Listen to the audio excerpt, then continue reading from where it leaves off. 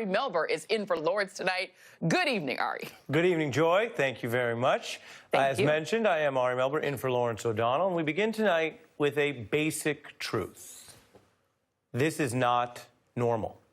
The federal government entering its sixth day of a shutdown that the president said would be his fault. The stock market continuing wild swings down and back up today, which is at least partly linked to the chaos in Washington. And as the Democrats ready to take over the House next week, polling shows record opposition to Trump and a widespread view that he does indeed own this shutdown. I will take the mantle. I will be the one to shut it down. I'm not going to blame you for it. The last time you shut it down, it didn't work. I will take the mantle of shutting down. And here's your report card, Mr. President. Tonight, Americans agree by a 14-point margin, saying Trump is to blame for this young shutdown. Here are the new numbers from Reuters, the poll, showing 47% say Trump deserves most of the blame, 33% blame the Democrats, 7% blame the remaining Republicans in Congress. Another poll finding a similar 43% blaming Trump. And those bad vibes for the shutdown, well, they're spreading and contaminating Trump's overall approval because it's plummeted to just 39% with 56% disapproval. Now, that is bad. You hear these numbers a lot in politics, and it's easy for them to kind of like blend together at a certain point. But stop and think about it like this. The Democrats just won the midterms by a larger margin, 8%, than the national margin for other widely celebrated waves like the Republicans' 1994 revolution, which made Newt Gingrich Speaker. 8%.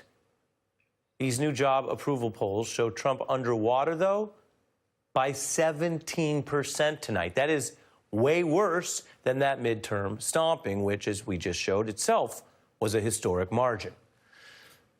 Donald Trump is dealing with this by not dealing with it. He offered several statements and tweets today that basically claimed the shutdown would help his reelection, lied about who was impacted by the shutdown, and we're not going to show you the tweet of the president lying about the shutdown because it's not true and doesn't really merit any further amplification here. But we will show you Donald Trump, this was just 2 days ago, claiming federal workers want him to shut down their place of work. Well, I think they understand what's happening. They want border security. The people of this country want border security. Many of those workers have said to me and communicated, stay out until you get the funding for the wall. These federal workers want the wall. A, it's not true. B, a more minor point, how are all these federal workers communicating directly with Donald Trump about their policy views? I mean, by what mechanism did he gather that or claim to gather that opinion? Now let's show you some facts about the public opinion, since that is part of any shutdown debate. Most Americans oppose Trump's shutdown, and just 35% of those surveyed in this Reuters poll say they backed including money for the wall in the first place in the bill. Only 25% took the more extreme bargaining position here that they would support both the wall and the mechanism of Donald Trump shutting down the entire federal government, quote, over the matter.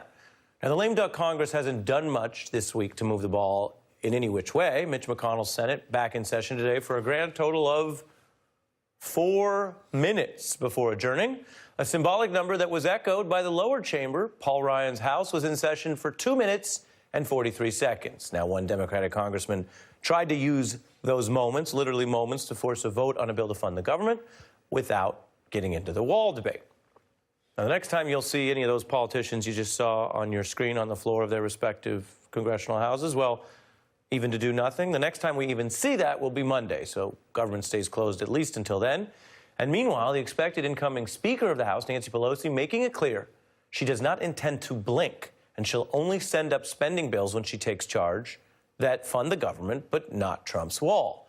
The reporting from Politico here is that House Democrats believe that move would put pressure on Mitch McConnell to follow suit, and they're confident their political leverage will only increase the longer the shutdown lasts, a notion that some GOP leaders agree with privately.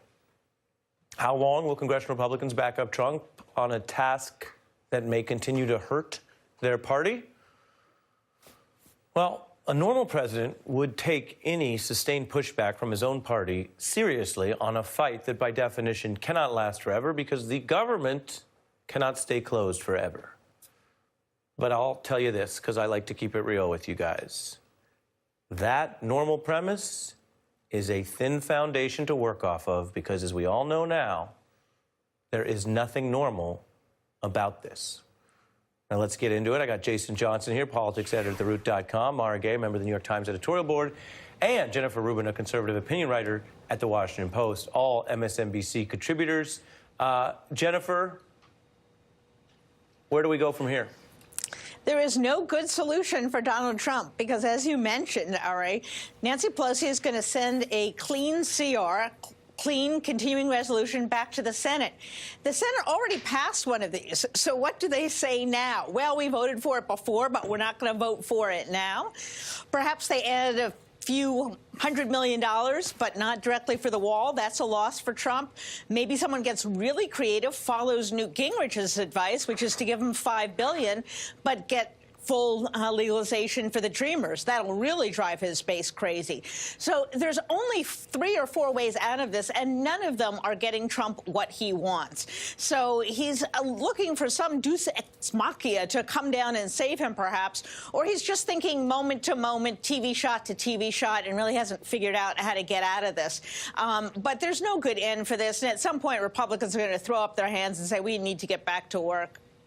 You said at some point, and I guess that's a big part of this. There was a Republican on MSNBC just earlier this evening, Jason, still making the delay argument that, yeah, it looks like Mexico's not paying for it, and it looks like Donald Trump literally shut down the government in order to break his promise, because his promise was the U.S. wouldn't pay for the wall, and he's shut down the government now trying to make the U.S. pay for the wall.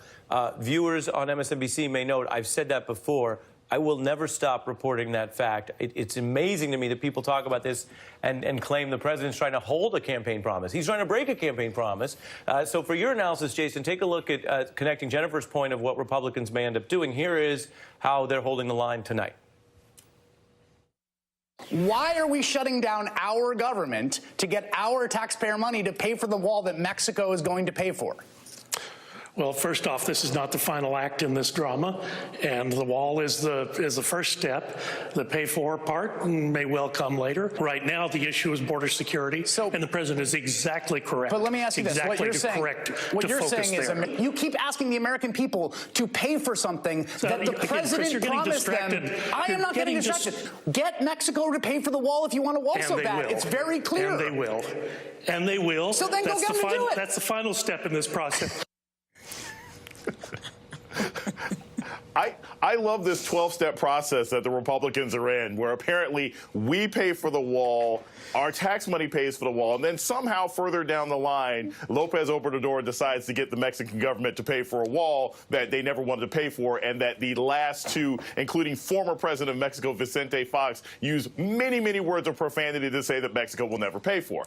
Here's the issue. At the end of the day, the President of the United States has absolutely no leverage. The Senate really doesn't have any leverage. And once we hit next year, January 3rd, and the Democrats take over the House, they're just going to keep pushing the bill over and over. Eventually, the President of the United States is going to blink. Eventually, people are going to start getting angry. Eventually, FEMA's inability to process insurance forms. People are going to start getting concerned about tax season. The President is eventually just going to have to break on this issue. And here's the thing.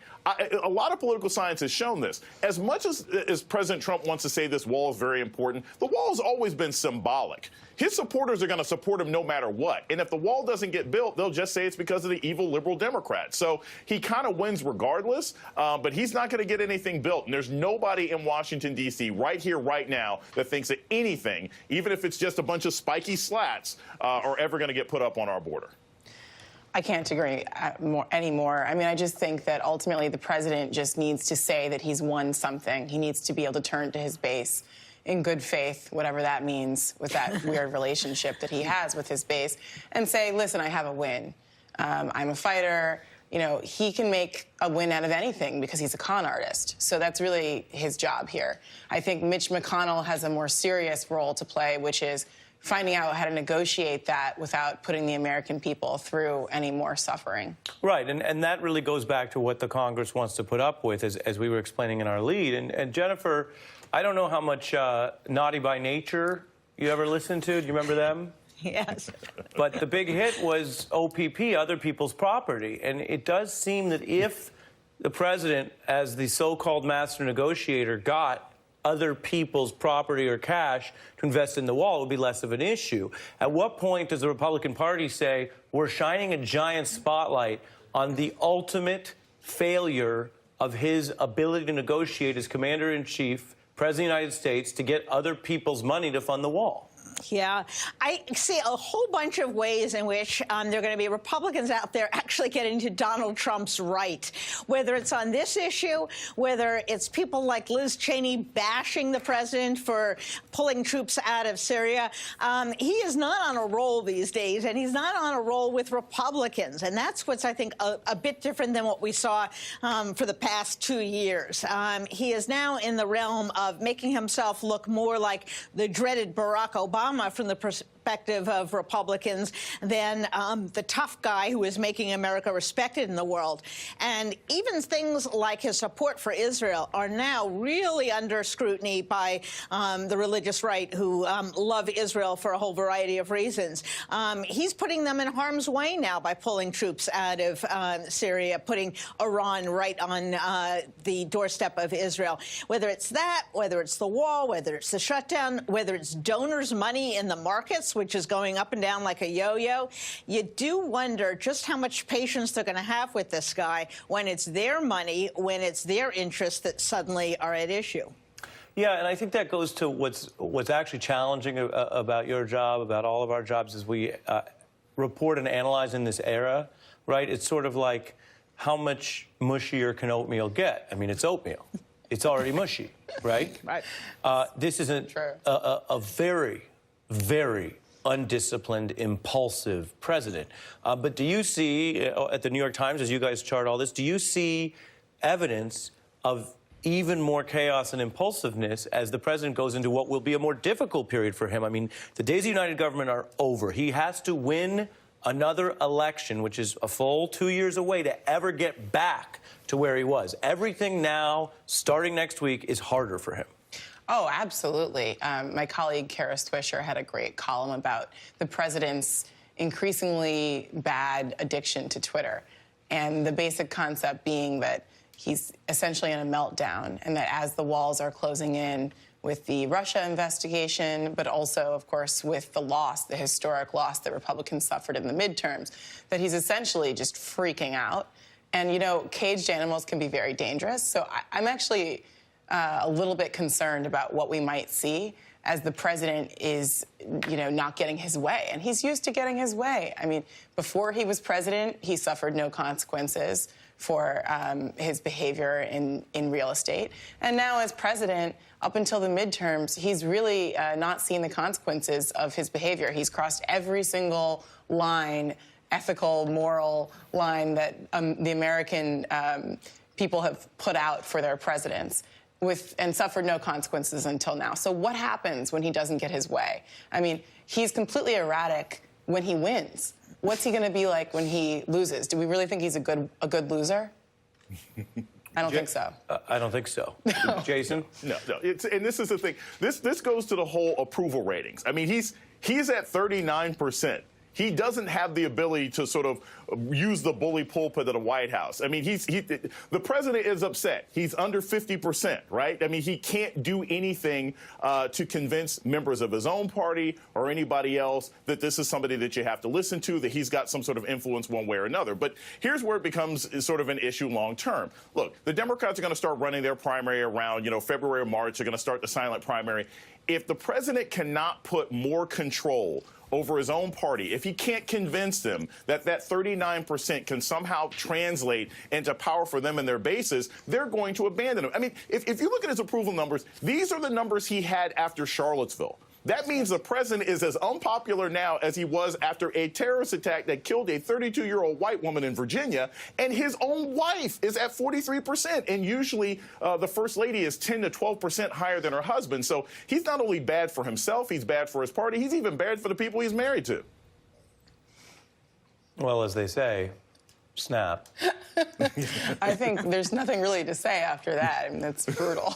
Nothing to say. Jason, Jason, Mara's decided We're ending the show. We may end all news coverage for the night or the week. There is nothing else to say. Look, in fairness to Melania Trump, and I think what you were saying may speak to this, it may be a lot more of his problems rubbing off on her than anything she is doing or not doing.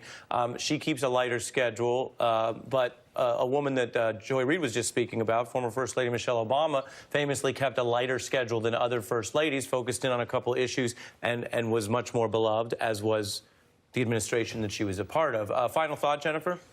Listen, we went through this year to the funerals of George H.W. Bush, Barbara Bush, John McCain. These were giants. These were heroes. These were dedicated public servants. And I think even that, the comparison between what we've had in the past and what we have now is jarring, upsetting, and disillusioning for Americans.